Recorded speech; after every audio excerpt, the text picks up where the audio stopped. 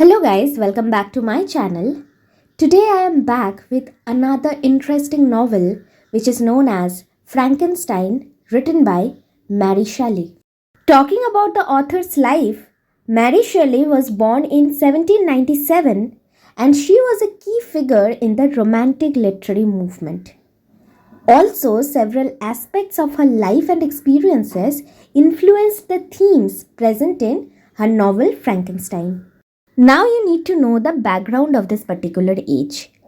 The Romantic movement began in 1798 with the publication of lyrical ballads by William Wordsworth and Samuel Taylor Coleridge.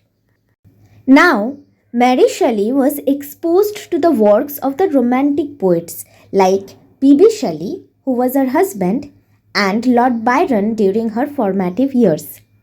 These poets were central figures in the Romantic movement, and their ideas and literary contributions influenced Mary Shelley's own perspectives. Now, Mary Shelley lived in a time of intellectual and cultural shifts because the Romantic age was characterized by a rebellion against the rationalism of the Enlightenment age, and there was a focus on individual expression, emotion, and the sublime. These intellectual currents are evident in Frankenstein. Also, Mary Shelley actively participated in the intellectual circles of the time, engaging with radical thinkers and writers. This exposure likely influenced her critique of societal norms in Frankenstein, where Victor Frankenstein's unconventional scientific pursuits challenge established ethical boundaries. Now let's talk about the narrative structure. This is also a story within a story, as the novel begins with a series of letters written by Robert Walton to his sister detailing his Arctic expedition. This is the framing narrative. Then comes Victor Frankenstein's narrative. The main body of the novel consists of Victor Frankenstein recounting his life story to Walton, starting with his childhood in Geneva. Victor will describe his pursuit of knowledge at the university and his ambitious experiment to create life, resulting in the formation of the monster. Then there would be the monster's narrative, as the narrative briefly shifts as the creature tells his side of the story, revealing his experiences and emotions after coming to life. Then the narrative would again return to Walton, providing a frame for Victor's tale and offering reflections on the consequences of scientific ambitions. And the novel would finally conclude with Victor's death and the monster's final act of self-destruction. So this is the overall narrative structure, and now we would begin with the actual story in details. In a series of letters, Captain Robert Walton, who is leading an expedition to the North Pole, shares the progress of his perilous mission with his sister in England. Initially successful, their journey is soon hindered by treacherous icy waters. In this predicament, Walton encounters Victor Frankenstein, who has been traversing the ice on a sled pulled by dogs and is weakened by extreme cold. Walton takes him aboard the ship, nurses him back to health, and learns about the extraordinary tale of Frankenstein's creation. Initially, Victor recounts his early life in Geneva. After a joyous childhood spent with Elizabeth Lavenza and his friend Henry Clerval, Victor enrolls at Ingolstadt University to study natural philosophy and chemistry. It is here that he becomes consumed by an intense desire to unlock the secret of life. After years of dedicated research, he becomes convinced that he has discovered it. Armed with this newfound knowledge, Victor spends months feverishly assembling a creature using various body parts. Now you need to keep in mind that Elizabeth Lavenza is Victor Frankenstein's cousin in 1818 edition, and she is Victor Frankenstein's adopted sister in 1831 edition. One fateful night, within the privacy of his apartment, he brings this creation to life. However, upon beholding the monstrous being before him, Victor is horrified by what he has done. Haunted by nightmares and visions of the menacing creature looming over him during sleepless nights, Victor flees into the streets in remorse. Eventually encountering Henry, who had come to study at Ingolstadt University as well, Victor brings his friend back to his apartment. Although the monster is no longer there, Victor falls gravely ill.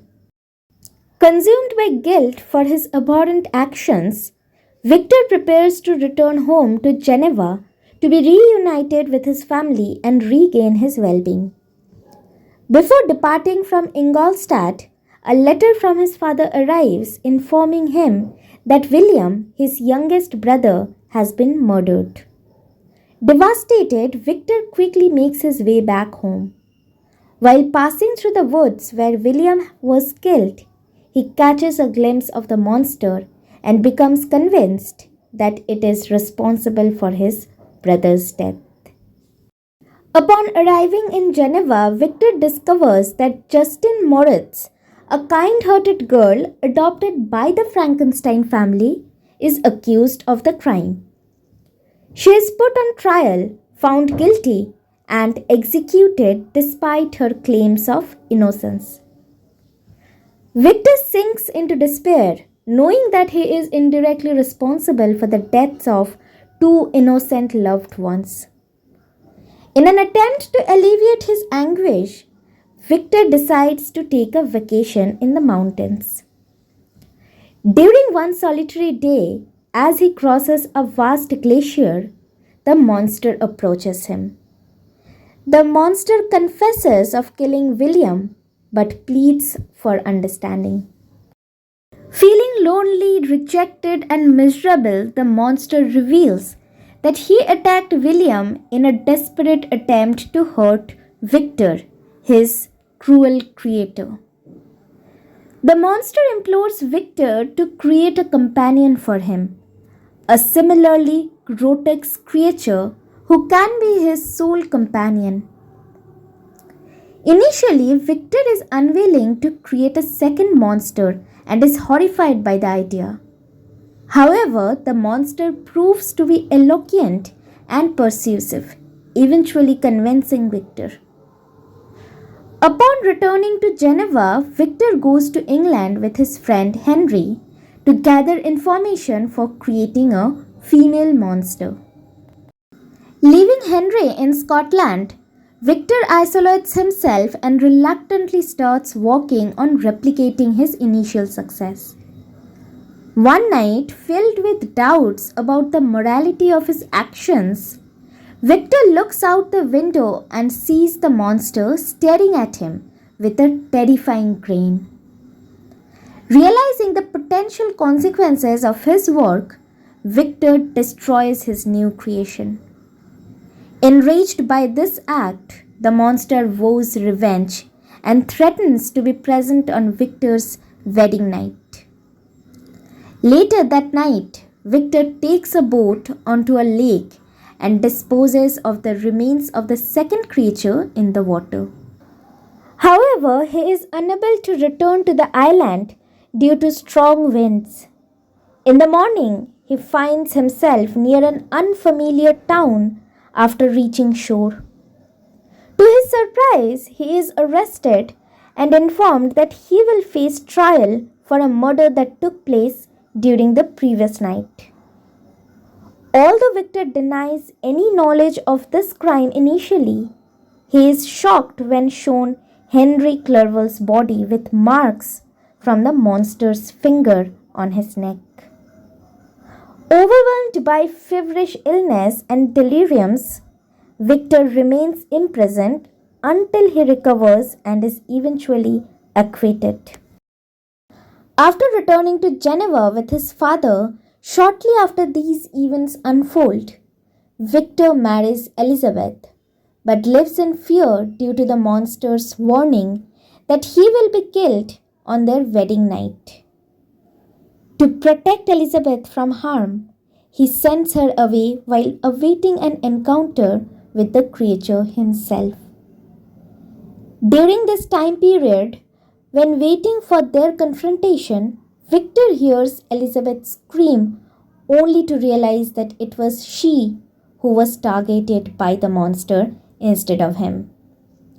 Devastated by these events, Victor returns home to his father, who eventually dies from grief. Victor then swears to spend the rest of his life seeking revenge on the monster and departs on his quest. Victor relentlessly pursues the monster as they both head northward into icy terrain. Although Victor comes close to catching up with the creature in a dog sled chase, they are separated by an impassable gap when the ice breaks due to swelling sea. It is at this point that Victor meets Walton and the narrative aligns with Walton's fourth letter to his sister.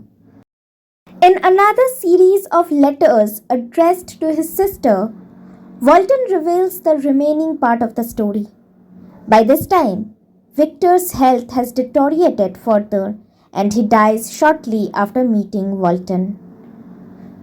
When Walton returns to the room where Victor's body lies several days later, he is surprised to find the monster weeping over him. The monster shares tales of immense loneliness, suffering, hatred, and remorse. He asserts that now that his creator has passed away, he can finally put an end to his own suffering. With these words, the monster leaves for the northernmost ice in order to meet his own demise. And with this, the story of Frankenstein ends. Now let's discuss the themes of the novel. First comes unchecked ambition and hubris. Victor Frankenstein's unbridled ambition to push the boundaries of science and create life leads to dire consequences. The novel warns against the dangers of unchecked scientific ambition and the potential consequences of their choices. Victor's creation of the monster raises questions about the responsibility that comes with scientific discovery. The novel also delves into the moral and ethical implications of one's actions, emphasizing the idea that individuals must face the consequences of their choices. Second is isolation and alienation.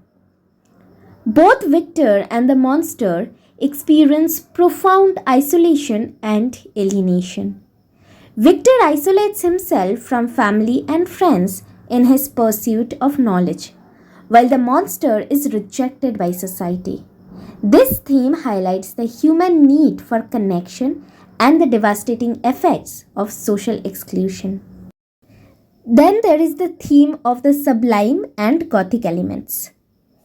Frankenstein blends elements of the sublime and gothic, creating a narrative that deepens the mysterious, awe-inspiring, and chilling aspects of nature and human creation. The Arctic setting and technological pursuits evoke the sublime, while Gothic architecture and atmosphere settings contribute to an overall sense of fear and gloom. The monster's creation embodies both awe and horror, aligning with Gothic traditions.